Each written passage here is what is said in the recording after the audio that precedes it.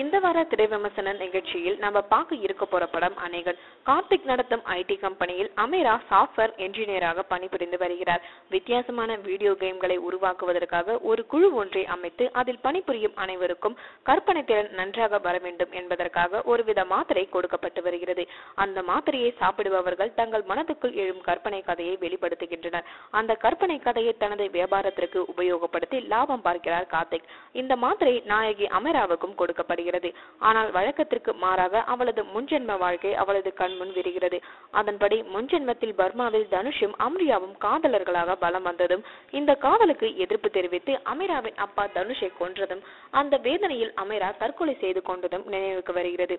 அடுத்த ஜென்மத்தில் தனுஷும் அமீராவும் காதலர்களாக பலம் வந்ததும், இவர்களது காதல் திருமணம் வரை சென்ற போது செல்வந்தர் ஒருவரால் இருவரும் கொலை செய்யப்பட்டதும் இவளது நினைவில் வருகிறது.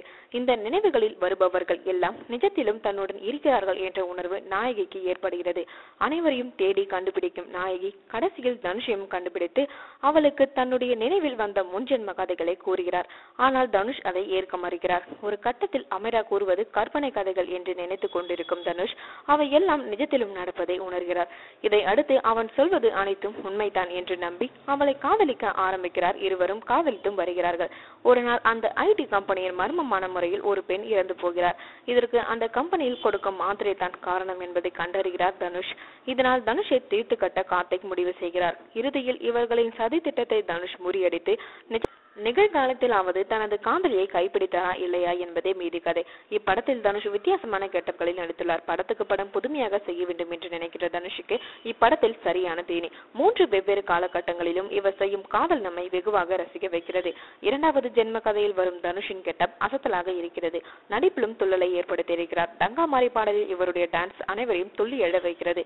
அமீரா தஸ்தூர் 14 வயது பள்ளி மாணவி, 25 வயது ஐடி மாடர்ன் பெண், இரண்டிலும் அசத்தலாக நடித்திருக்கிறார். கதை முழுவதும் இவரை சுற்றி நகர்வதால் அழகு பதுமையாக இல்லாமல் நடிப்பிலும் தனது திறமையை காட்டியிருக்கிறார். அயன் படத்தை விட இந்த படத்தில் ஜெகனுக்கு சற்று பொறுமையான கதாபாத்திரத்தை வழங்கியிருக்கிறார் இயக்குனர். அந்த கதாபாத்திரத்தை செவ்வனை செய்து கைத்தட்டல் பெறுகிறார். முழுக்க முழுக்க காதலை மையமாக வைத்து எடுத்துள்ளார் இயக்குனர் KV ஆனந்த். தமிழுக்கு கொஞ்சம் புதிரான கதையை கொடுத்து பரபரப்பாக நகரும் காட்சிகளை அமைத்து அருமையான காதல் கதையை உருவாக்கியிருக்கிறார். பர்மாவில் ஏற்படும் ராணுவ புரட்சி காட்சிகளை அழகாக ஏற்றிருக்கிறார். நிறைய லாஜிக் கோட்டைகள் இருந்தாலும் ஒரு த்ரில்லர் படத்தை பார்த்த திருப்தி இருக்கிறது. ஹாரி ஜெயராஜ் இசையில் பாடல்கள் அனைத்தும் அமரம். டங்காமாரி ஊதாரி திரும்ப திரும்ப கேட்க தூண்டுகிறது. பின்னணி இசையிலும் தனது திறமையை அழகாக வெளிப்படுத்தியிருக்கிறார். ஓம் பிரகாஷ் ஒளிப்பதிவில் பாடல் காட்சிகள் அழகாக இருக்கிறது. கிளைமேக்ஸில் மூங்கில் கட்டைகள் மீது நடக்கும் சண்டை காட்சிகள் இவரது ஒளிப்பதிவு பலே. மொத்தத்தில் அநேகன் அமோகமாக வருவான்.